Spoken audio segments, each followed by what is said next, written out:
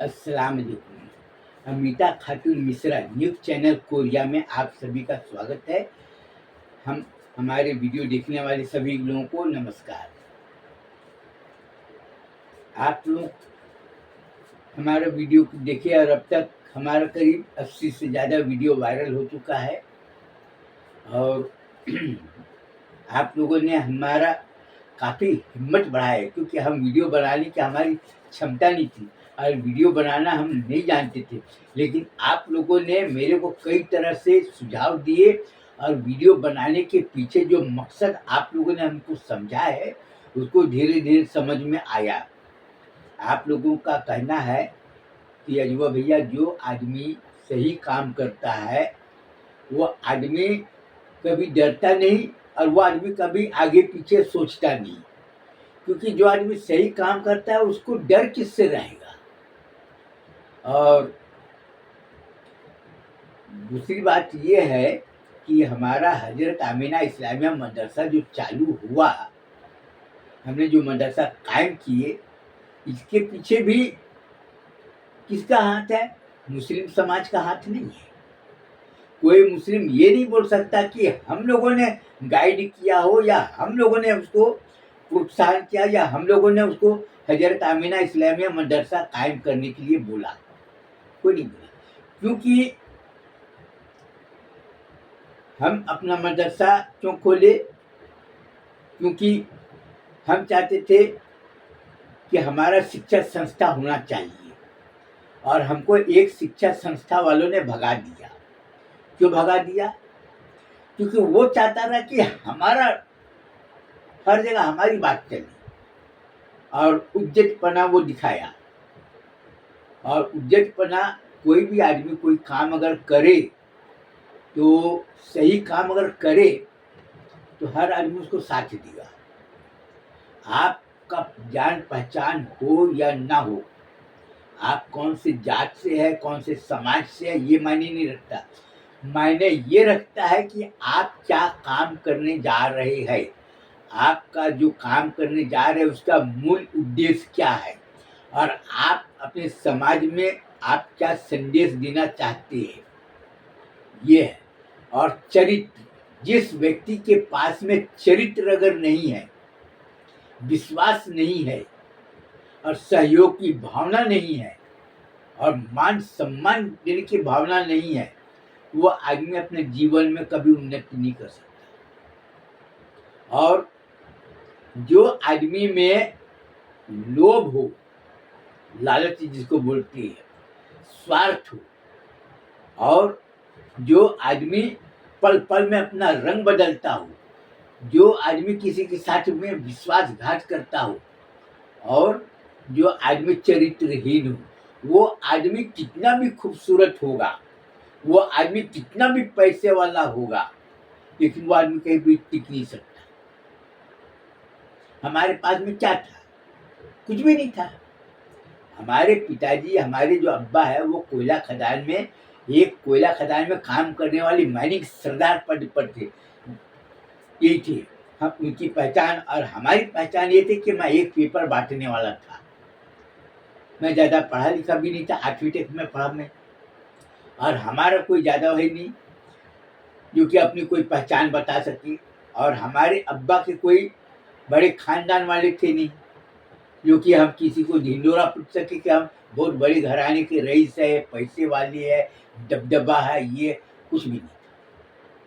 पंडित ज्वाला प्रसाद मिश्रा, वो हमारे दादा, उन्होंने क्या सीख दिए? हमेशा सत्य और न्याय, कभी इधर उधर भी नहीं। और हमारा घराना गिरिडीह झारखंड से ताल्लुकात रखते और हमारा भी बहुत गरीबी से उठी। वो हमारे पिताजी का नौकरी लग गया, इसलिए थोड़ा सा स्तर संभल गया। और हम भी कोयला खदान में नौकरी करने पहले पेपर पढ़ते थे और हम कोरिया कॉलोनी में 5वीं तक पढ़े हैं।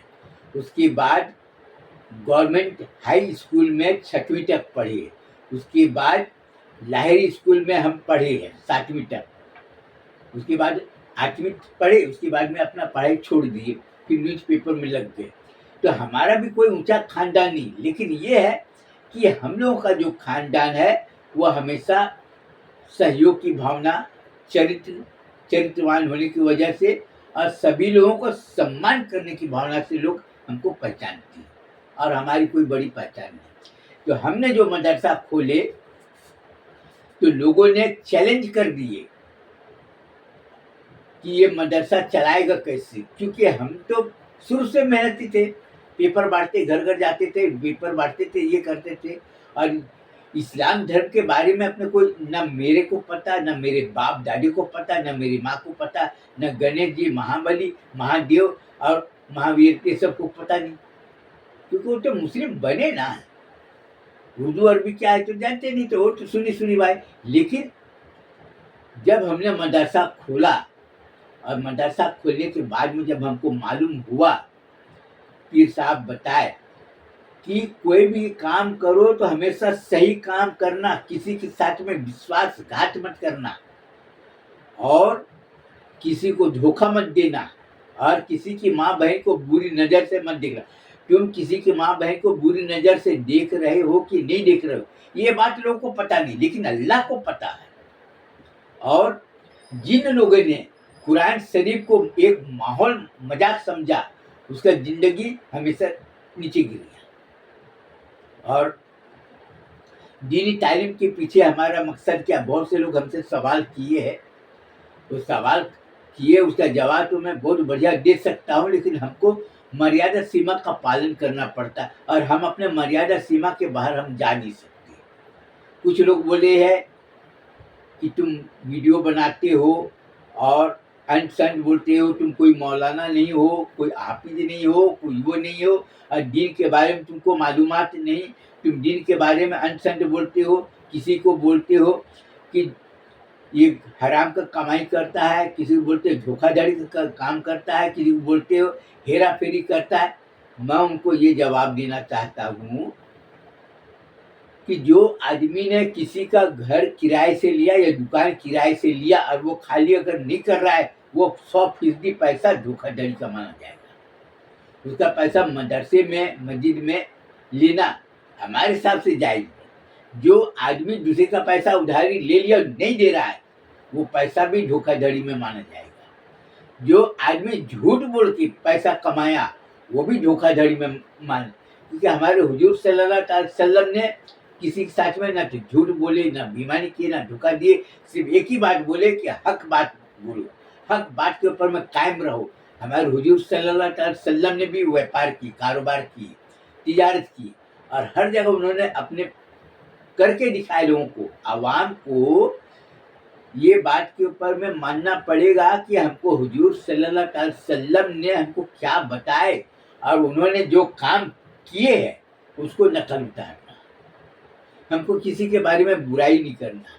लेकिन आपको मालूम होगा, आज से हफ्ता 10 दिन पहले धनबाद है, झरिया, वहाँ पर कोयला खदान बढ़ गया, जमीन फट गया और जो घर वगैरह बने थे तो वो टूट फूट गया और कई लोग नीचे धंस गए। मालूम क्यों? क्योंकि नीचे में पोला था, कोयला खदान, नीचे में कोयला खदान था कभी भी। ठीक उसी प्रकार कोई भी आदमी किसी को अगर धोखा देता हो, बेईमानी करता हो और अपने आप को होशियार समझता हो, वो चाहे कितना भी कुरान शरीफ बांटे, वो चाहे कितना भी सूरह यासीन बांटे, रमजान महीने में कितने को दावत दे इफ्तारी का, वो सब बेकार। जहाँ पर हलाल की कमाई नहीं, वहाँ पर कोई काम नहीं। और मैं हजरत आमीना इस्लामिया मदरसा में पढ़ने वाले बच्चे को यही तालीम दूंगा। मदरसा में क्यों खोला हूँ? दीनी तालीम के लिए। दीनी तालीम में के लिए मैं खोला, तो मैं दीनी तालीम में मैं क्या दे रहा हूँ? अगर हमारे मदरसे में पढ़ने वाले बच्चे किसी के साथ में धोखाधड़ी किए, किसी के साथ में बेईमानी किए, तो मदरसे में पढ़ने से फायदा क्या? हाफिज बनो, मौलाना बनो, करते रहो अपना बयान, बड़े बड़े बयान करते रहो। लेकिन हमारा मदरसा खोलने के पीछे 3 है। पहला, इल्म हासिल करो। दूसरा, तिजारत के लिए अपना कोई उपाय करो कि हमको तिजारत करना, हलाल की रोजी रोटी कमाना है। और तीसरा, समाज में एक दूसरे के प्रति सहयोग की भावना होना चाहिए, सम्मान की भावना होना चाहिए। अगर हम चाहे कोई भी जात का हो, हमको नहीं पूछना है। ब्राह्मण समाज का हो, वैश्य समाज का हो, भट्ट समाज का हो, आदि समाज का हो, चाहे जैन समाज का हो, चाहे बोहरा समाज हो, चाहे सिख समाज हो, हमारा काम क्या है? दूसरे को सम्मान करना, दूसरे को सहयोग करना। अगर कोई संकट में अगर फंसा है तो उसकी सहायता करना। हमको जात नहीं पूछना उससे, और हमको ये भी नहीं पूछना उससे कि तुम कौन से राज्य के रहने वाले हो, जान पहचान है कि नहीं, ये सब नहीं देखना। आज आज आप जाकर देख लीजिए, आज मुसलमान चारों तरफ से परेशान, जबकि कुरान शरीफ बोल रहा है कि जो आदमी कुरान शरीफ के मुताबिक चलेगा, जो आदमी हुजूर का फरमान, हदीस बोलते हैं, मैं तो ज़्यादा इसके बारे में बोल नहीं सकता हूँ, लेकिन बोलते हैं कि हदीस में जो लिखा है उसको तुम पढ़ो, और पढ़ने के बाद में वही रास्ते को तुम अपनाओ तो तुम्हारा जीवन सफल होगा, यही बोलते हैं। और हम भी प्रवचन करते थे, हम हिंदी से प्रवचन करते, उतना तो हम जानते नहीं, लेकिन जो मौलाना लोग है जो बयान करते हैं, तो हम तो बयान को सुनकर ये करते। बहुत से लोगों ने समझाए, मुसलमान लोगों को, मौलाना लोगों को समझाए कि ये अजवा भैया को इस्लाम धर्म के बारे में मत बताना। अगर वो जान गया इस्लाम धर्म के बारे में तो तुम्हारी वो दुर्गति करेगी कि तुम मुंह दिखाने के लायक नहीं रहोगे। क्यों? क्योंकि हमारा जो सिद्धांत और संस्कार है वो सबको मालूम है। क्योंकि लालची आदमी को आप पैसे के दोगे कि मैं तुमको ये पैसा दूंगा, वो लालच में आ जाएगा और वो छोड़ देगा। आप किसी खूबसूरत औरत को खड़ा कर दोगे तो उसके सौंदर्य को देखेगा, इधर उधर सब भूल जाएगा, उसको औरत जैसा बोलेगी वैसा वो करेगा। ये कौन करेगा? जो औरत के इशारे में नाचने वाला होगा। और जो आदमी निस्वार्थ हो, सहयोगी हो, उसके सामने कोई भी औरत आए उसके सौंदर्य के प्रभाव में वो नहीं आएगा। जो सहयोगी होते हैं, जो चरित्रवान होते हैं, जो सिद्धांतवादी होते हैं, जो संस्कारी होता है, वो दौलत के चमक धमक में नहीं आने वाला। तुम उसको कितना भी भरे भूखे रह जाएगा वो चलेगा, लेकिन दौलत के चक्कर में नहीं आएगा। और हमारे मदरसे को कई लोगों ने बोली कि हम तुमको चंदा देंगे, ये देंगे, वो देंगे। हमने उसको 50 बार समझाया कि देखो, तुम ये सब बकवास तुम दूसरी जगह करना, हमारे सामने में करने की कोई जरूरत नहीं। तो लोगों ने सवाल किया कि तुम्हारा मस्जिद कैसे बने? हम अपना कैलेंडर बेचते, जितना पैसा मिलता है अपना बनाते हैं मस्जिद, इमाम साहब को तनख्वाह देते हैं। हमने 50 बार यही समझाए लोगों को कि इमाम साहब को तनख्वाह देना है ना, तो हमको लुंगी बेचना है, तौलिया बेचना है, बनियान बेचना है, और हमको पैसा अर्जित करना है, और इमाम साहब को, मुअज्जिन साहब को देना, खत्म। हमको कारोबार करने में हमको थोड़ा तकलीफ जरूर होगा, लेकिन परेशान उठाना पड़ेगा, लेकिन हक बात बोलने से पीछे नहीं हटेंगे, और सही काम करने से पीछे हटने वाला उसके ऊपर में कभी भरोसा नहीं करना। और सबको मालूम है, लोग तो चैलेंज कर दिए थे ना कि मदरसा कैसे चलाएगा, और हमको कारोबार करने में आज करीब 35 साल हो गया। लोग धमकी देते रहे, ये नहीं वो नहीं, लेकिन हमने नमक, साबुन, हल्दी, मिर्च, धनिया, वासी पाउडर, चाय पत्ती, शक्कर, दाल बेचे, और मदरसे में पढ़ने वाले को हमने जो तालीम दिए, हमको इस बात की खुशी। आदमी को खुशी किस बात पर होता है? मदरसा चलाने के ऊपर में खुशी नहीं होता। मदरसे में पढ़ने वाला बच्चा पढ़कर निकला और वो अपने जीवन में झूठ नहीं बोला, किसी को धोखा नहीं दिया, किसी की माँ बहन को गंदी हरकत नहीं किया, छेड़छाड़ नहीं किया, गंदी मजाक नहीं किया, वो कामयाब है जिंदगी में। अब वो कामयाब, आज उसकी कामयाबी को देखकर बहुत से लोग हमारे पास में बोलते हैं कि मौलाना साहब, हम अपनी बेटी के लिए रिश्ता चाहते हैं। कोई बोलता है मौलाना साहब, हम आपके मदरसे में पढ़ने वाली। क्यों? क्योंकि आज तो बोलने में तो मैं तो थोड़ा मजबूरी है, लेकिन बोलना हमको मजबूर हूँ। आज दूसरे लोग बोल रहे हैं कि हजरत अमीना इस्लामिया मदरसा में पढ़ने वाला कोई लड़की चरित्रहीन नहीं। कितनी बड़ी बात है। और आज हमारे मुस्लिम समाज के लोग मेरे को बर्बाद करने के लिए क्या नहीं कोशिश कर रहे हैं। ऐसे ऐसे झूठे हमारे बारे में फैलाने की कोशिश कर रहे, लेकिन वो सफल नहीं हुआ। सब मुंह के बल पर गिर हुए। और अभी हमने जो चाय पत्ती का कारोबार चालू किए है, शक्कर का कारोबार चालू किए है, और लोगों को हमने समझाए, इस बात की खुशी है कि भले वो गरीब हो, कोई चिकन दुकान वाला हो, हालांकि चिकन से हमको कोई इंटरेस्ट नहीं है, चिकन दुकान वाला हो, अंडा बेचने वाला हो, गैरेज वाला हो, और आलू प्याज बेचने वाला हो, कपड़े की दुकान वाला हो, होटल वाला हो, और लोगों को हमने समझाए। सब ने बोले कि तुम्हारा मिशन बहुत अच्छा है। बहुत से गाड़ी वाला हो, अब बहुत से उसको क्या बोलते हैं, भंगार वाला, वो भी हो, तो लोगों ने बोले कि हमको तुम्हारा मिशन बहुत। मुसलमान की पहचान ये है कि वो आदमी कोई भी काम करे तो किसी के आगे चापलूसी न करे, झूठ का सहारा ना ले, और वो मुसलमान के भेष में जो शैतान है उसकी तरफदारी न करे। यह उसकी ईमान की पहचान है। मैं वीडियो बनाने के पीछे हमारा यही मकसद है कि आप कोई भी काम करो तो काम ऐसा करो कि आदमी उलट पलट कर देखे तो उसको समझ में आए। आज देखिए, आज की बात है, आज 3.5 लाख रुपया लोगों को पेमेंट हुआ। जो हमने बॉन्ड निकाले थे, जब पेमेंट हुआ तो सबके चेहरे पर चमक थी। बोले कि हमने ऐसा कभी नहीं देखी। क्यों?